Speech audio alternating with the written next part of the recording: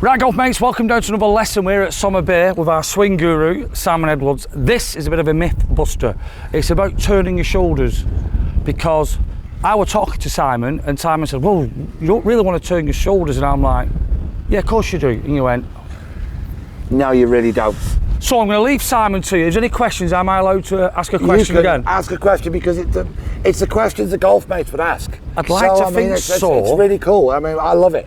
And what you are going to do is trying to turn your shoulders could do a lot of bad fit. Well, you're going to show us what it does. 100%. Simon, did you say, let's say, be honest, I'm asking my first question. You said driver because that's where amateurs do it more. Yeah, so amateurs turn their shoulders, turn their body, turn everything more with driver, because what they're trying to do with this thing is trying to hit it further. Yeah? Because all your irons have got distance limitations on them. Your 7-iron goes 150, your 6-iron goes 160, your 5-iron goes 170. This thing's got unlimited potential. So what we do with this, we get on the first tee at our home clubs and we regress into some sort of Neanderthal creature, and we go, right, driver go far. And they get the tee, it's like, right, okay. Yeah, and it's all over the place. So what we've got to figure out is that in a golf swing, consciously turning is a bad idea. Yeah, consciously trying to rotate your body is just, it puts too many strange forces on the handle, it misaligns the club face.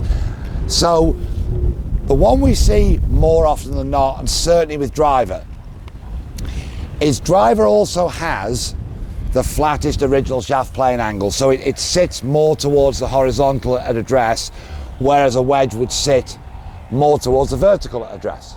That's why people get away with, they can hit wedges and 9-irons, but they can't hit driver. So once we've set it up correctly, what we see more often is, again, too much weight on the right side. What we also see is people are then trying to turn their shoulders really early. Well, that club gets so far behind them in the backswing that invariably the move from the top of the backswing then becomes the shoulders take over, come over the top, we hit too much down on it, we get a left exit pattern, we hit all sorts of fun shots, yeah, that look like that. So what we've got to do, golf mates, is figure out that your body will turn. But your body will turn because of the two things: the momentum of the club head and the connection between your body and your arms. So when we set this up, and again, driver setup, ball's going to go up onto the lead heel, spine angle's going to be a little bit to the right because we've compressed the right rib cage, but the pressure's still in the left foot. As we swing that club backwards now, left arm pushes it back, left arm's connected. So if I make a little tiny swing, as I push that back, my shoulders have turned about 30 degrees. I've not thought about turning them, because if I turn them early, I can get to about 80 degrees real early and the club's miles behind me. So we're gonna set a little degree of turn relative to where the club is. So, at address, we're at what we're gonna call zero turn. We're parallel to the target line. As we push back with this lead arm connected, when we get that club to an 8 o'clock position, we're about 30 degrees turned. Club's perfectly in plane at that point. As we swing that club up to chest height, I'm 60 degrees turned, and as I get to the top, I'm now 90 degrees turned.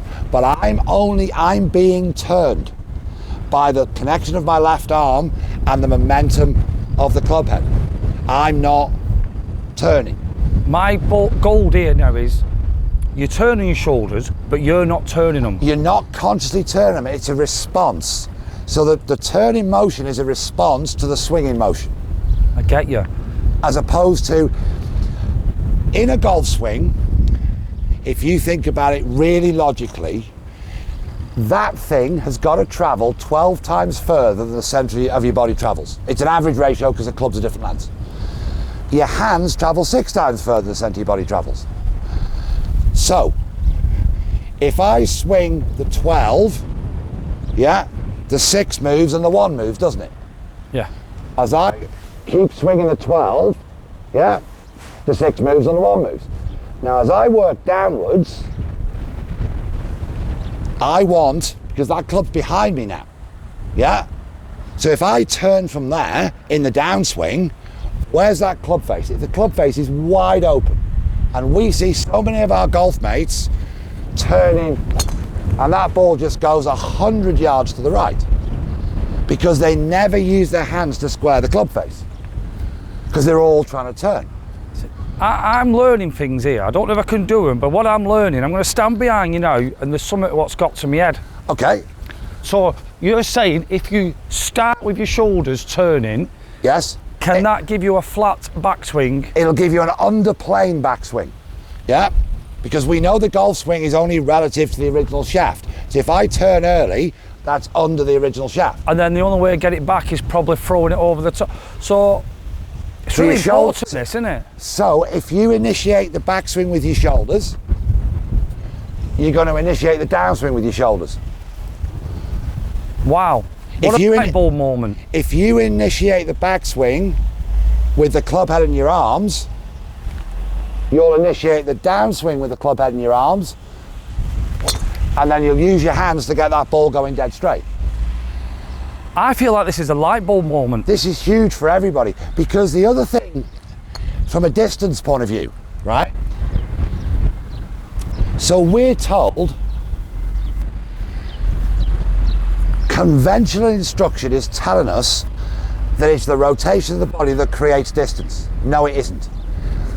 Cameron Champ, who's one of Sean Foley's guys, yeah, has the fastest club head speed on tour. He also has the fastest hand speed on tour. So distance has got to be relative to how we deliver that club back to the ball. Now, if I'm turning through the ball, that club head's never catching up with my centre of my body, is it? No. Where's the club face? It's wide open. Again. So once I put it into a perfect delivery position at shaft parallel coming down, my hand speed and the club head speed has got to be so much faster than my body rotation speed, which creates this shot. It's just a big, high, straight thing that's gone miles. Does that make sense? You say it makes sense. I'm blown away. I might think, without being rude, that's the best lesson you've ever given. Well, I think it's the lesson to me that most of our golf mates struggle with, because they've had, it's misinformation. Yeah, because we're told to turn and turn. There's no mention of a swinging motion in there. You know, last time I heard it was called a golf swing, not a golf turn.